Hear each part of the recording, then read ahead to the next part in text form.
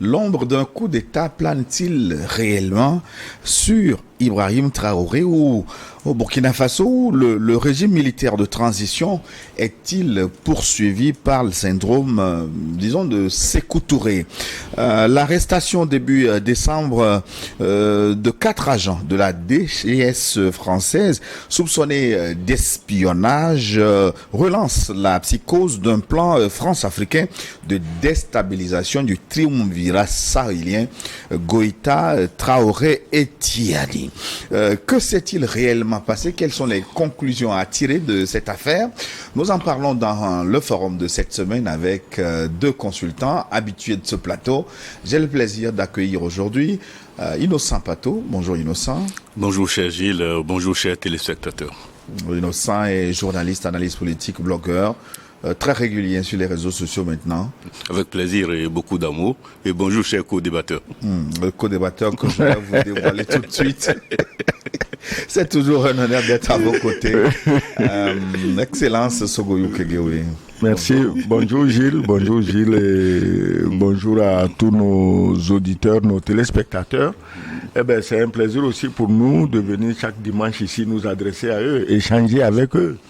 Mais j'en profite pour souhaiter bonne fête de fin d'année à toutes et à tous puisque nous approchons de la fin de cette année 2023. Si vous nous suivez en direct, sachez que nous sommes dimanche 12h, à partir de 12h12, le forum débat et que vous pouvez nous rejoindre en direct en nous envoyant vos questions via WhatsApp plus 228 96 08 43 43 96 08 43 43 précédé de l'indicatif plus 228. Envoyez-nous vos contributions que nous aurons du plaisir à relayer. Si c'est en différé que vous nous suivez sur notre chaîne YouTube, c'est le moment de soutenir cette émission avec un pouce. Ne soyez pas passifs, faites-le en même temps pour ne pas oublier, soutenez cette émission et abonnez-vous à la chaîne New World TV pour recevoir nos programmes et surtout partagez cette émission, partagez la voix de l'ambassadeur pour porter loin la voix de l'Afrique qui change, la voix de l'Afrique qui gagne. Donc aujourd'hui, nous évoquons le Burkina Faso avec cette affaire de 4 agents de la DGSE arrêtés sur place là-bas début décembre. Ma première question, est-ce que la France vraiment a intérêt à déstabiliser le Burkina Faso? Je voudrais commencer par cette question, Innocent Pato. Bien, je la prends, Gilles. Est-ce que la France a un intérêt à déstabiliser le Burkina Faso? Humainement et moralement parlant, non. Mais connaissant la France et avoir l'évolution des choses, on est tenté de croire parce que ce n'est pas la première fois pour la France, c'est une pratique, c'est un pays habitué de certains faits et quand on ne va pas dans sa logique, quand on ne va pas selon ses bons vouloirs, elle est tentée de troubler les eaux et pour tirer son épingle du jeu, pour asseoir sa philosophie, sa politique et sa vision des choses. Et donc, sur cette base, on est tenté de croire que par rapport à la position actuelle du Burkina Faso, la France veut tout faire pour déstabiliser, ou elle est tentée de tout faire pour déstabiliser ce pays. Mais Sogoyou Kekewe, est-ce que ce n'est pas trop gros pour être vrai au XXIe siècle? Est-ce que la France est capable de déstabiliser un régime comme Ibrahim Traoré au Burkina Faso? Oui, on est en plein 21e siècle et bizarrement, c'est les Noirs seulement qui croient que le monde a changé. Les hommes sont les hommes. Et ce que Macron fait, Napoléon l'avait déjà fait. Quand les républiques de Saint-Domingue, Haïti et consorts ont eu leur indépendance, et on a aboli l'esclavage. Napoléon est venu à cause des fesses de la veuve Beauharnais qu'il a épousée. Il a réintroduit l'esclavage parce que Joséphine de Beauharnais avait son mari qui était un des plus grands propriétaires terriens et esclavagistes. Donc, qu'est-ce qui t'étonne aujourd'hui? Mais si tu étais à la place de la France, Gilles, qu'est-ce que tu aurais fait? Aujourd'hui, la France fait régner une atmosphère permanente de coups d'État sur le Sahel. C'est peur sur le Sahel que la France nous joue. Ce n'est plus peur sur la ville ou peur sur... C'est peur sur le Sahel que la France nous joue. La volonté de la France d'en découdre avec les 3 présidents éclairés et visionnaires est visible, elle est quotidienne. Et la France a su judicieusement placer dans la région 2 ou 3 nègres de service enragés comme des chiens qui, même si la France disait aujourd'hui, bon, écoutez, Traoré, les autres, on les laisse tranquilles, ces chiens de garde enragés vont dire non, nous, on va mordre Traoré, on va mordre Tiani, on va mordre Assimi Goïta. Mais seulement, je dis aux chiens de garde de la France, faites attention parce que bientôt, la France même va vous débarquer. Parce qu'elle sait que vous êtes trop impopulaire et la France va vous jouer le coup du Gabon. La France réfléchit quand même. On ne peut pas garder des vieux qui sont là, qui racontent toujours les mêmes choses et qui n'avancent pas, qui n'attirent pas la jeunesse. Mais la France va vous balayer à la gabonaise. Donc laissez tranquille vos frères du Burkina, du Mali et du Niger. Pourquoi je dis ça? Les agents de la DGSE qu'on a ramassés dans la savane, bon, ils disent, ils sont diplomates. On vérifie, ils ne sont pas diplomates, ils ne sont pas plus diplomates que toi. Après, non, c'est des informaticiens, ils sont venus, ils seraient venus faire des réparations à l'ambassade. Mais combien d'ordinateurs? Ou bien ils ont mis là-bas l'ordinateur central de la CIA, demande qu'on fasse venir 4 techniciens dépanneurs français. On va revenir sur ces détails. Oui. Mais vous voulez me faire dire que la France de l'opération Barracuda ou du mercenaire Bob Dena n'est pas encore évoluée? Non. Bon. Oui, bon, merci, grand frère. Je crois qu'il faut qu'on essaie d'expliquer un certain nombre de choses aux jeunes qui probablement n'ont pas écho de ce qui s'était passé par le passé. Quand vous évoquez le cas Barracuda, de quoi était-il question? Il y avait une situation, il y avait le président centrafricain qui était Bokassa, l'empereur Bokassa, et la France, non contente de ses pratiques, de son comportement, a décidé à travers une autre opération de les déstabiliser. Et c'est ça qui a entraîné l'opération Barracuda. Mais avant Barracuda, il y avait une autre opération menée par la direction générale du service extérieur. Contre Barthélemy Bokanda. Contre Bokassa. En fait, c'est l'opération de la direction générale du service extérieur qui a entraîné Barracuda, qui est venu appuyer, comment il s'appelle encore David Dacko, qui est venu appuyer David Dacko. Donc vous voyez que la France, elle est dans son jeu habituel, elle n'a pas du tout changé, elle ne peut pas changer. Et vous évoquez le cas du Comore et de Bob Dena. Et Bob Dena s'est illustré proprement au Comore, et au Bénin. Pas seulement au Bénin et au Comore, au Bénin et un peu partout sur le continent africain. Mais il était en mission pour la France, pour un service bien connu de la France. Et donc c'est le service de renseignement. Bon, maintenant, ça ne surprend pas parce que dans tous les pays du monde, il y a des services de renseignement.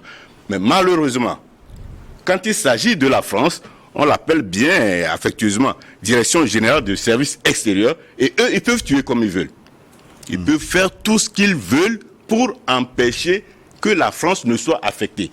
Oui, mais pour rester un peu sur ce parlement, il est quand même sombre. Hein, et on peut élargir le tableau. On peut ajouter Thomas Sankara, parce que au cours de son procès, on a évoqué la participation de la France. On peut citer le cas Sylvanus Olympio. Certains même, avec beaucoup d'enthousiasme, parleront du déguerpissement de Laurent Gbagbo au pouvoir. Ça veut dire que les expériences, enfin les exemples sont légion. Sans oublier Kadhafi. La seule aide au développement que la France apporte à nos pays, c'est d'assassiner les dirigeants de nos pays. C'est ça l'aide au développement de la France. Elle est visible, on ne peut pas en douter. Vous avez parlé de la Centrafrique, vous avez Bob Denard, il était au Bénin. Aujourd'hui, c'est triste à pleurer de voir que certains responsables du Bénin oublient qu'il fut un moment où la France était prête à ensanglanter leur pays pour on ne sait même pas quel intérêt. Aujourd'hui au Bénin, beaucoup de responsables ont oublié ça et ils font le jeu de la France pour pouvoir ensanglanter d'autres pays de la région. Mes amis, il y aura toujours le retour du bâton. Donc, la France ne peut pas changer parce que c'est de ça qu'elle vit. Si la France ne déstabilise pas nos pays, elle va tomber plus bas que le Bangladesh. Donc, elle ne peut pas changer.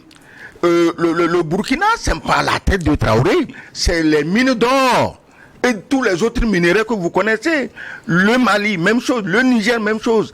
Le miracle français, c'est d'avoir réussi à faire de ces pays extrêmement riches des pays parmi les plus pauvres. Donc tu vois, quand un pays est comme ça, ne doutez pas qu'il cherche à déstabiliser le jeune capitaine Ibrahim Traoré. Traoré, il n'a pas la tête d'un mythomane, ce garçon. Il n'est pas un mythomane. Pour faire comme un avocat de diable, mais j'ai lu certains documents dire que les sociétés qui exploitent les minerais dans ces différents pays, en tête, ce ne sont pas les sociétés françaises. Vous avez les Canadiens, vous avez des Russes, vous avez des Américains, vous avez des Turcs. Les sociétés qui exploitent les mines au Sahel viennent de tous les pays du monde. Oui, ce que tu ne sais pas, les Canadiens, les Américains, les Français, c'est les mêmes. C'est pas eux qui sont en train de guerroyer aux choses en Ukraine pour déstabiliser la Russie. Où est la différence entre ces gens-là? Maintenant, même la Chine, est-ce que tu ne sais pas que la France a passé un deal avec la Chine dans certains domaines d'investissement sur l'Afrique noire, esclavagisée, francophone? Donc, la France a ses intérêts. Si la France n'a pas ses intérêts, je te jure, un Turc ne peut pas mettre le pied dans un de nos pays. C'est maintenant que, Erdogan est un peu remonté contre Macron et on entend une certaine cacophonie entre eux. Mais quand il s'agit d'exploiter les Noirs, comme c'est les plus bêtes, comme c'est les plus naïfs, comme c'est les plus traîtres envers leurs frères, mais tous les Blancs s'entendent. On attend quoi pour comprendre ça? Quand il s'agit de nous saigner à blanc, tous ils se comprennent comme larron en foire. Si nous ne comprenons pas ça, et on dit, les Américains, ils sont gentils, personne n'est gentil avec le noir. Entre eux, ils sont gentils. Mais le noir étant moins qu'un mouton. Et le noir lui-même prouve tous les jours qu'il est moins qu'un mouton. Parce que quand il voit un blanc, il commence à trembler. C'est normal, c'est les séquelles de l'esclavage et de la colonisation. Mais quand même, il est temps qu'on en guérisse et ces colonels et capitaines du Sahel veulent nous guérir de ça aussi. C'est un problème. Oui, mais il faut quand même reconnaître que on n'a plus ces derniers temps assisté à des opérations comme celle de Bob Denard ou de coups d'État, en tout cas perpétrés directement par la France. Oui, c'est que au jour d'aujourd'hui, la moindre action est connue de tout le monde. Parce que le principe des services de renseignement, c'est quoi? C'est la clandestinité, la discrétion. Et donc, si on peut tuer sans laisser de traces, c'est leur spécialité. Et quand on évoque le cas des 4 agents arrêtés au Burkina Faso, en toute franchise, rien ne peut expliquer clairement leur identité. Justement, revenons un peu à la question. Que sait-on de ces 4 agents de la direction de la DGSE? Non, on ne peut pas savoir grand-chose. Parce que là, ils sont dans dans leur fonction, ils sont dans leur schéma, et l'État français ne peut pas lâcher les informations par rapport à ces agents-là. Donc, ils sont en mission. Dans les ambassades, il y a plein d'agences de renseignement.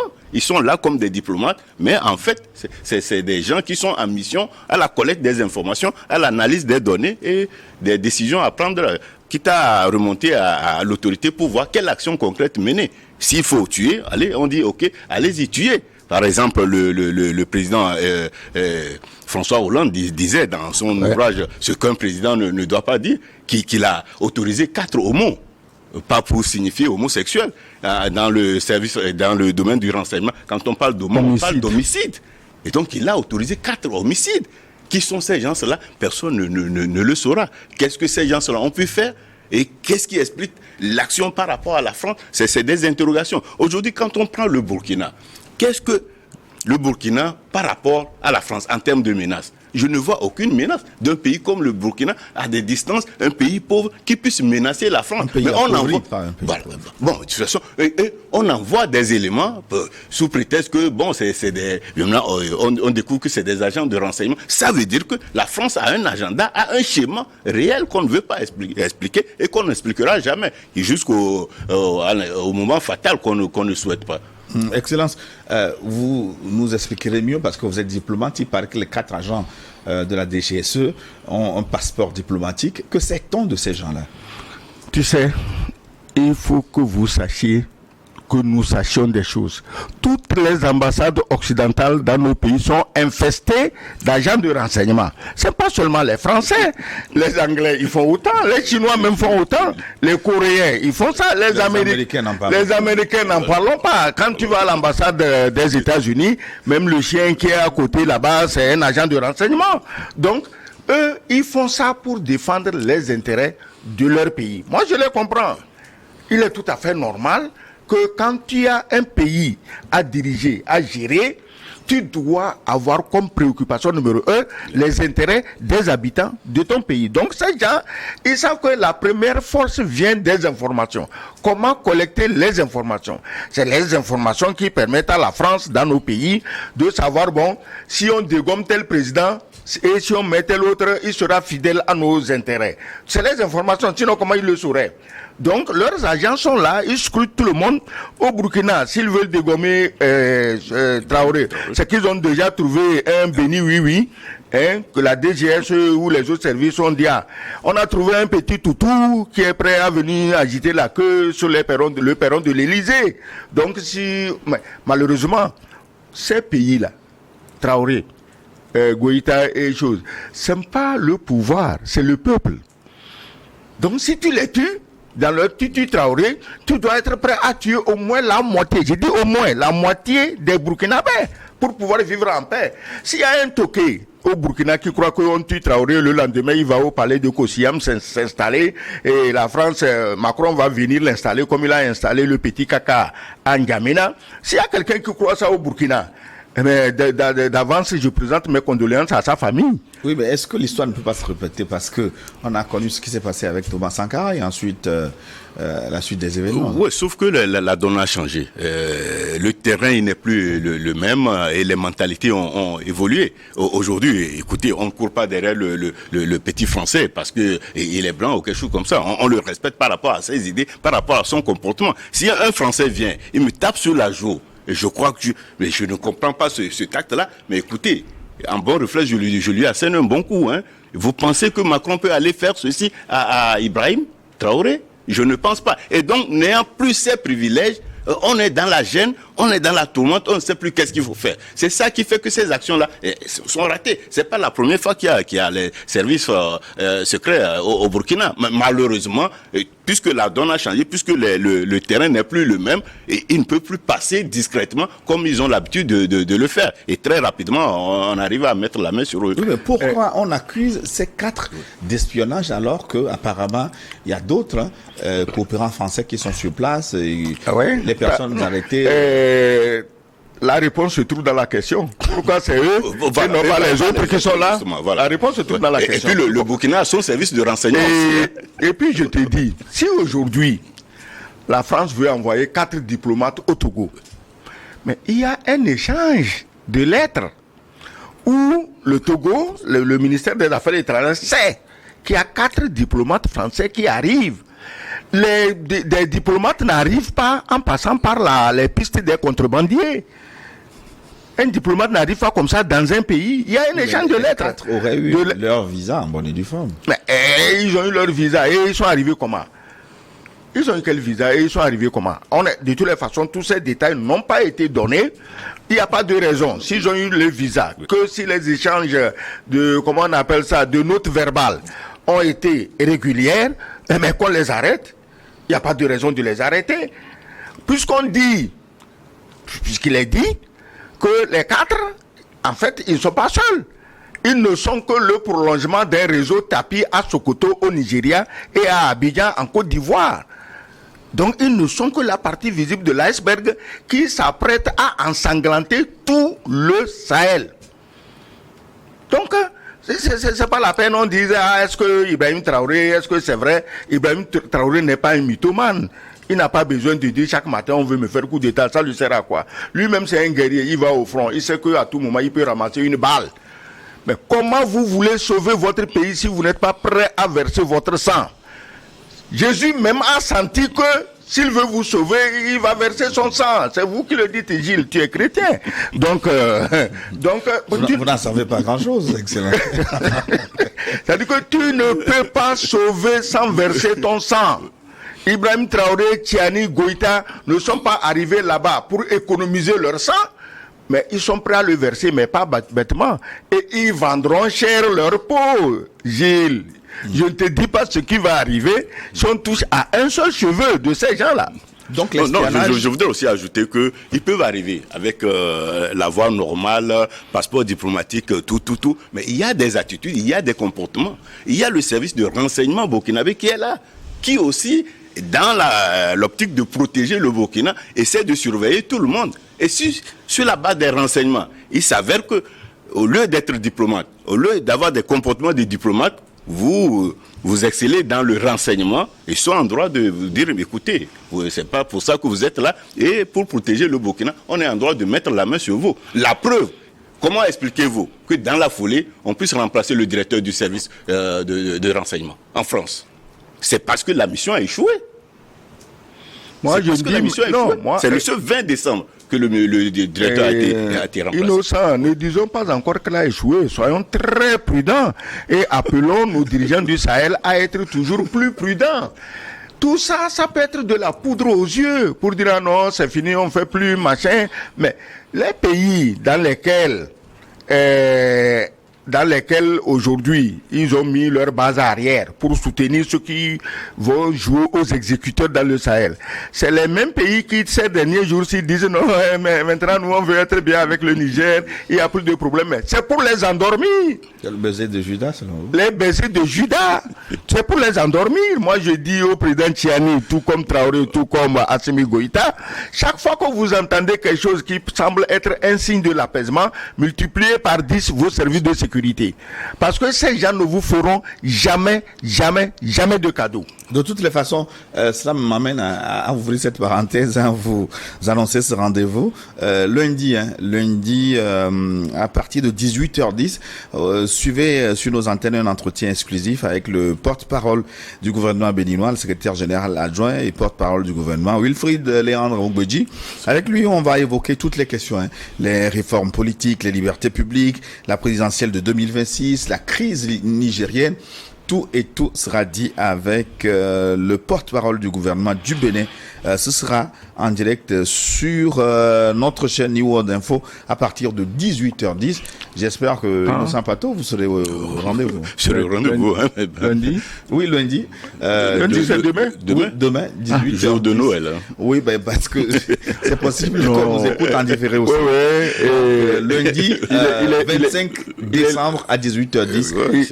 Il est le but universel. Il est le bienvenu. Monsieur Léandre Ogbedji, il est le bienvenu parce que au moins, si ça peut nous aider à comprendre comment, pendant qu'on a bloqué des centaines ou des milliers de camions, on dit non, on veut maintenant être amis avec le Niger. Pendant qu'on dit non, on n'attaque plus le Niger, on fait venir le chef d'état-major des armées françaises pour comploter, grenouiller dans les parages de la frontière du Niger. Je suis sûr qu'il va nous expliquer ça. Et peut-être nous comprenons mal. Et si nous comprenons mal, il va nous apporter la lumière qui nous permettra de mieux comprendre le Bénin, de mieux comprendre le président Talon. Et je crois que ceci sera fait pour faciliter le vivre ensemble dans l'espace CEDEAO. Oui, Innocent Pato, on parle d'espionnage, mais en fait, avec les pays africains francophones, est-ce qu'on a quelque chose à cacher? Il y a un dicton dans nos milieux qui dit mais rien dans les intestins de la souris n'est étranger au serpent. Est-ce que nos pays-là ont quelque chose à cacher à la France, que la France ne sait pas tout d'avance? Oui, il y a de cela 5-10 ans, je peux dire tout de va que non, il n'y a rien à cacher à la France. Mais aujourd'hui, je crois que la France, elle se rend compte qu'il y a beaucoup de choses qui lui échappent. La preuve, il y avait les soldats français au Niger. On a vu ce qui s'est passé. Ils n'ont pas vu la moindre fumée arriver. Ils étaient au Mali. Il y a eu plusieurs coups d'État au Mali. Et donc, ça veut dire qu'aujourd'hui, l'Afrique est en train de prendre une nouvelle dimension. Mais la France même interdite de survol du territoire malien, par exemple. Vous voyez tout ça là. Et donc, quelque part, ils avaient les vieilles informations.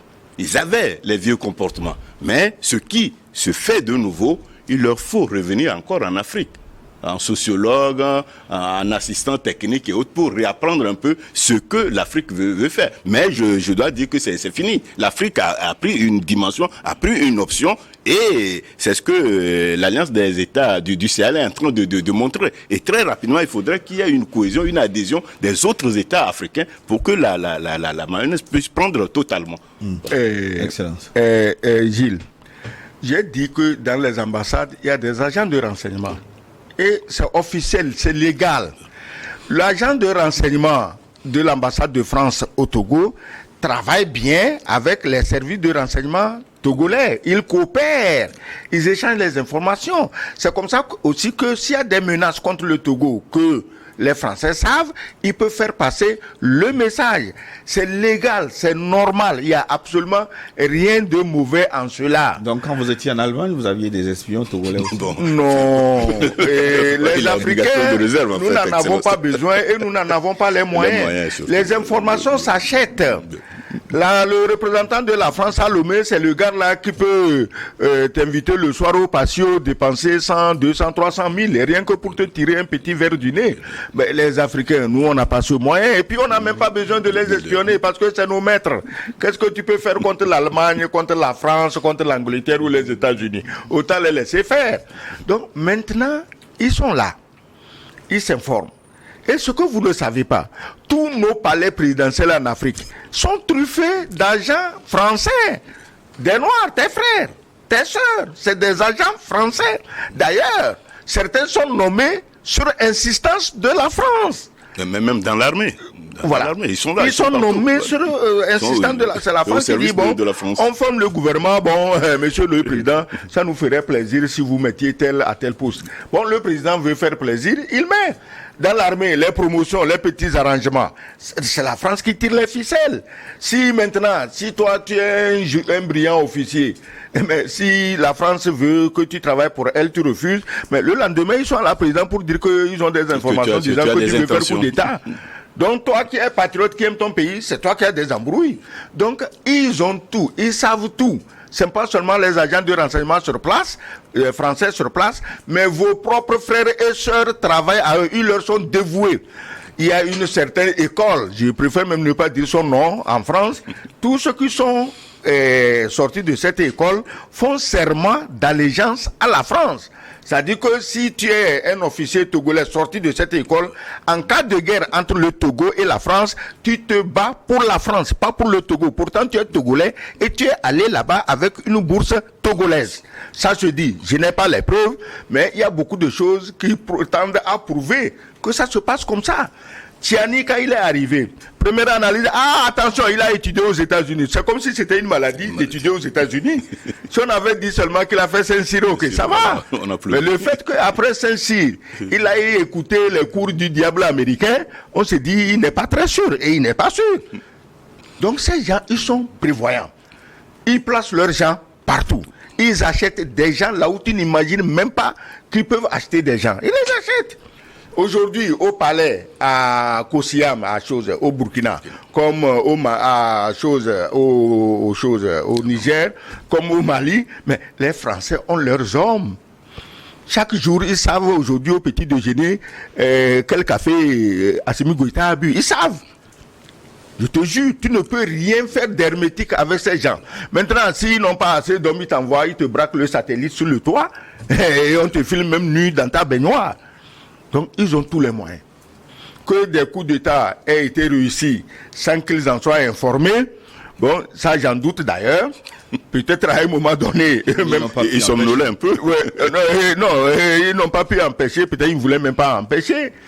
Il faut faire très attention. Ces gens manipulent avec dextérité l'art du double langage.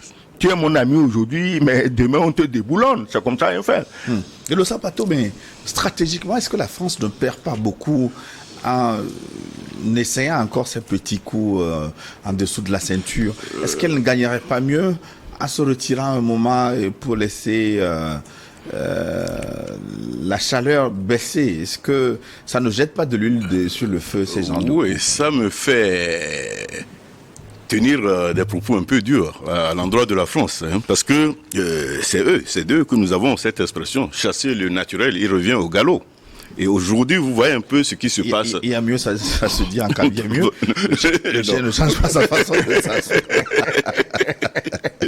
Donc aujourd'hui, par rapport à ce qui se passe en France, vous voyez qu'au finish, c'est les positions de l'extrême droite que la France fait semblant d'être obligé d'appliquer, alors qu'en fait, c'est la mentalité d'une bonne partie, d'une bonne portion de Français. Vous faites allusion à la loi sur l'immigration. Absolument, bien sûr. Et donc, vous voyez que la France elle est dans son jeu, elle est dans son rôle, elle est toujours dans ce schéma de regarder surtout les pays africains d'en haut. C'est-à-dire qu'elle est sur un piédestal et elle nous regarde, voilà.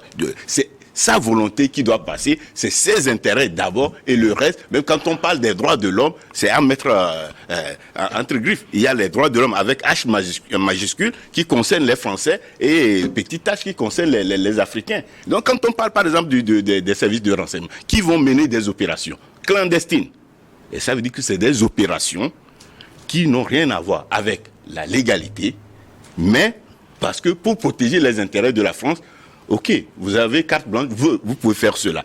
Imaginez de tels comportements de la part de pays africains. Qu'un Africain débarque en France dans le périmètre de l'Élysée, il demande par exemple quelle distance y a-t-il entre l'entrée de l'Élysée et le bureau du chef de l'État. Ce monsieur, et en même temps, il est considéré comme un terroriste. On ne cherche même pas à comprendre. S'il n'est pas un aliéné mental, c'est un terroriste. Et donc la France a de la peine à changer son comportement, mais elle a intérêt à le faire parce que aujourd'hui les choses ne sont plus comme avant. Les enfants ont évolué, la donne a changé, l'information n'est plus à sens unique comme avant. Donc ça va dans tous les sens, hein. Tout le monde est connecté aujourd'hui et ça fait qu'il n'y a plus réellement de triche comme par le passé.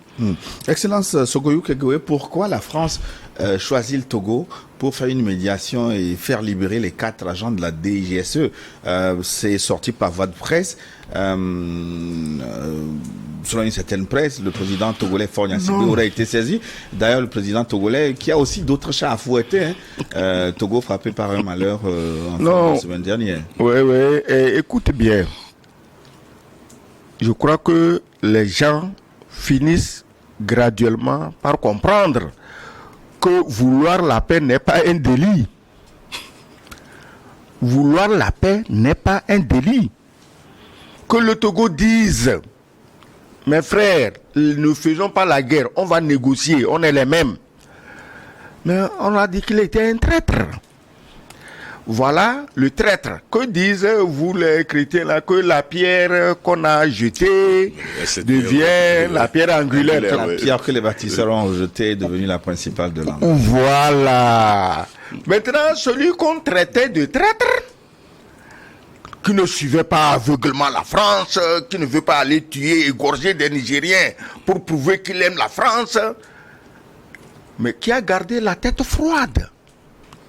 Aujourd'hui, on se rend compte qu'il peut rendre des services. Mais il ne rend pas seulement des services à la France.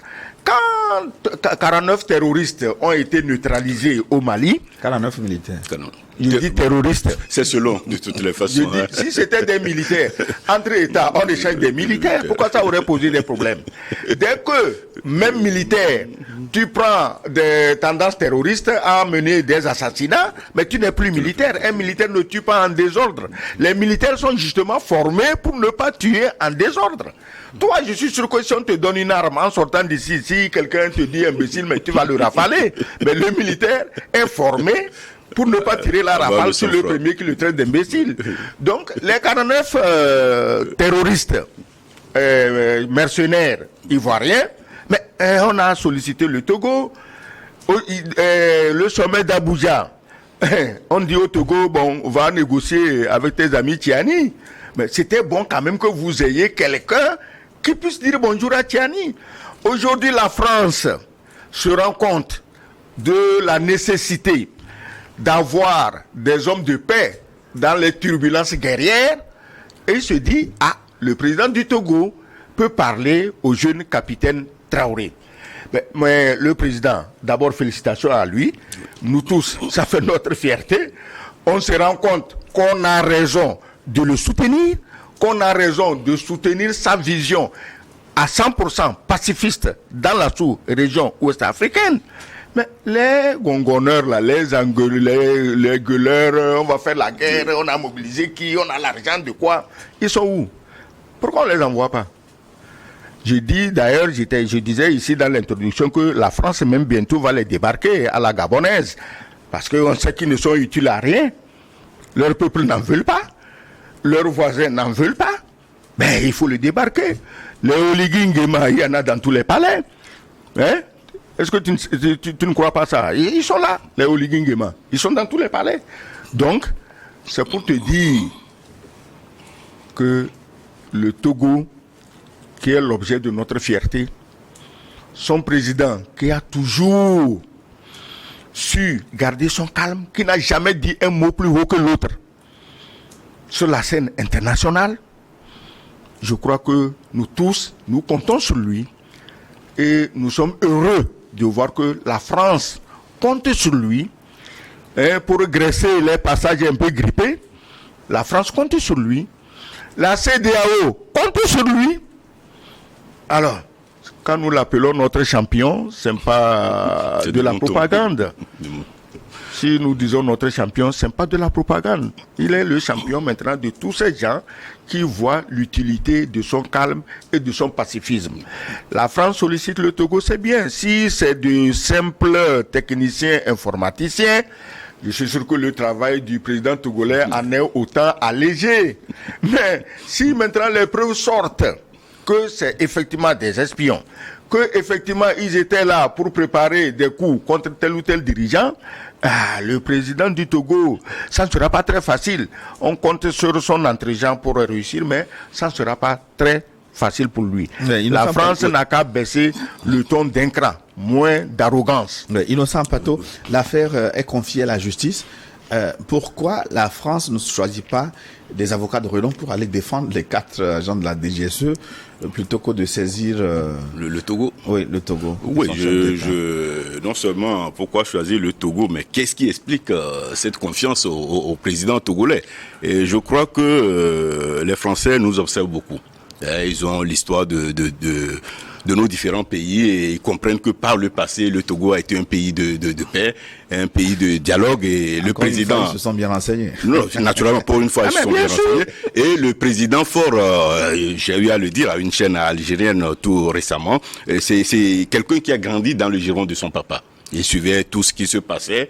Et c'était pas le fils de président fêtard comme les autres le sont. Et je crois qu'il a pu hériter de son papa. Et il a les qualités, il a les réflexes, il a les artifices nécessaires pour la médiation, pour le dialogue. Son calme. Parfois, nous, ici, on s'interroge, on dit il parle pas. Mais je crois qu'en fait, sur certains terrains, c'est des qualités indispensables pour le succès de certaines choses. Bon, maintenant, la voie de la justice saisit pas pourquoi la France ne saisit pas, ne choisit pas les meilleurs avocats pour défendre les dossiers. Et il y a des situations qui sont des situations d'évidence.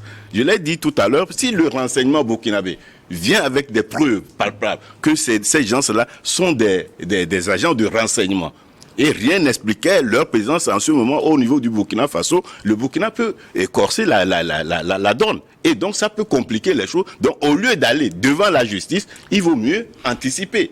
C'est un problème qu'on peut régler, il vaut mieux le régler que de l'amener devant la justice. Et donc on a confiance au président togolais, on a confiance à la diplomatie togolaise qui, avec l'aide de Dieu, réussira cette mission. Comme nous ouvrons une parenthèse sur le Togo frappé par un malheur vendredi avec l'incendie d'un marché. Et on a vu encore le chef de l'État au premier rang pour recevoir les victimes, en tout cas les femmes dont les... Nous ne le dirons jamais assez. Un chef d'État doit être aux côtés de son peuple. Il doit être à l'écoute de son peuple. Il doit connaître ce qui dérange ce peuple. Là, la nuit du jeudi à vendredi, moi je suis pas loin du marché d'Acier. Quelqu'un m'appelle, il dit le marché brûle. Je dis il brûle comment? Comment le marché brûle? Et quand tu montes sur la dalle en haut, c'est un brasier. Tout le marché en même temps. Mais comment ça a été fait? On dit court-circuit. Je ne suis pas technicien. Mais le marché a brûlé dans des conditions catastrophiques. Je crois que la première chose à dire ici, c'est vraiment de demander à Dieu d'essuyer les larmes de ces femmes. Et hommes. Et comme on le dit chez toi, Baba Nami.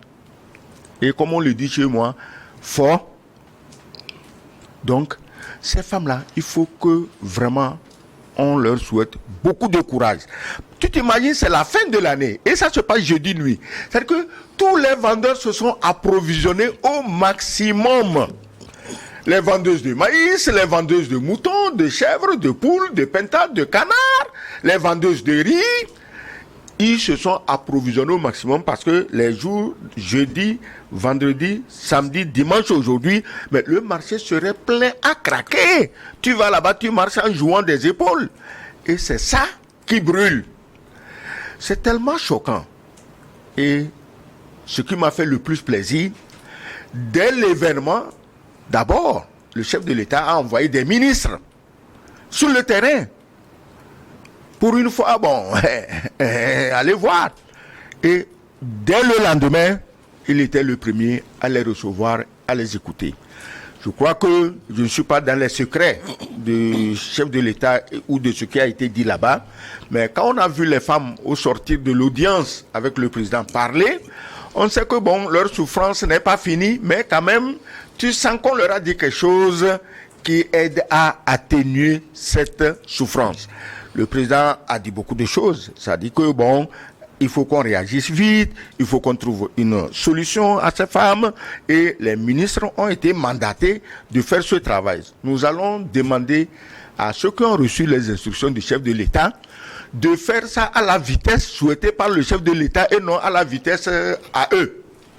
Parce que ça fait très, très, très mal ce qui s'est passé. Mais ce qu'on n'a pas dit, Gilles, à chaque malheur, il y a des profiteurs. Alors, pendant que les gens fuyaient, il y avait des capitaines courageux qui rentraient, qui sortaient des sacs de riz. Bon, et quand ils déposent, ils rentrent, bon, il y a des voleurs qui, eux, viennent se servir. Mais le lendemain, mon voisin m'a dit qu'on a trouvé un. Il portait 2 chèvres vivantes sous les aisselles. On dit, mais tu sors? Il dit non, qu'on lui veut aller chauffer les chèvres. Est-ce qu'il y a un meilleur mot pour dire que je veux aller les cuire pour les manger? Comment tu veux chauffer les chèvres? Tu es un radiateur. Donc, voilà ce qui s'est passé et nos cœurs saignent. Le cœur de ces femmes saigne. Mais la réaction rapide du chef de l'État et le connaissant, je sais qu'il a trouvé les mots qu'il faut pour parler à ces femmes. Parce que dans de pareilles circonstances, ce n'est pas tout le monde qui peut parler aux gens. Il a trouvé les mots qu'il faut et nous encourageons les ministres vraiment à accélérer le pas. Mais surtout... je voudrais revenir sur la situation parce que ce jeudi, j'ai fait le déplacement des lieux. Et j'ai même fait des directs. Et j'avoue que le spectacle était très désolant. Vous voyez des femmes qui arrivent par des émigrants. Et quand elle descend des taxis-motos, elle dit « Ah, ça, c'est mon emplacement, qui est en flamme. » Et je retiens ces propos d'une dame. Elle disait en effet « Ogbronam Sena, Nimboube Lava Djorodinho. » Et le temps de terminer cette phrase, la dame s'est écroulée. J'ai orienté ma caméra dans une autre direction. C'était éprouvant ce qui s'est passé réellement. Mais la grande inquiétude, c'est la vitesse de propagation des flammes. Oui. C'est la vitesse de propagation des flammes. Maintenant, l'autre aspect, et qui est un peu délicat, c'est que quand on parle des chèvres, il y avait les flammes qui peuvent brûler. Maintenant, dans de pareilles circonstances, les objets récupérés reviendront à qui? C'est un gros point de... Parce que c'était un mélange, un cafouillage total. J'apprécie beaucoup l'action du chef de l'État. Mais il y a quelque chose qui manque sur cette action. J'ai salué la présence des ministres. J'en avais pas vu dans ma caméra. Vous le dites qu'il y en avait. C'est bien. Mais je crois qu'en pareille circonstance, un déplacement du chef de l'État, le lendemain sur les lieux, aurait été encore plus élégant. Mais on va revenir sur le sujet, je vous le promets. Oui. Mais là, on va marquer une pause pour retrouver les téléspectateurs dans la seconde partie avec leur contribution. Rappel du numéro plus 228 96 08 43 43. Réagissez et nous nous retrouvons. N'oubliez pas de liker aussi l'émission si vous nous suivez en différé. Une pause pour des impératifs commerciaux. À tout de suite.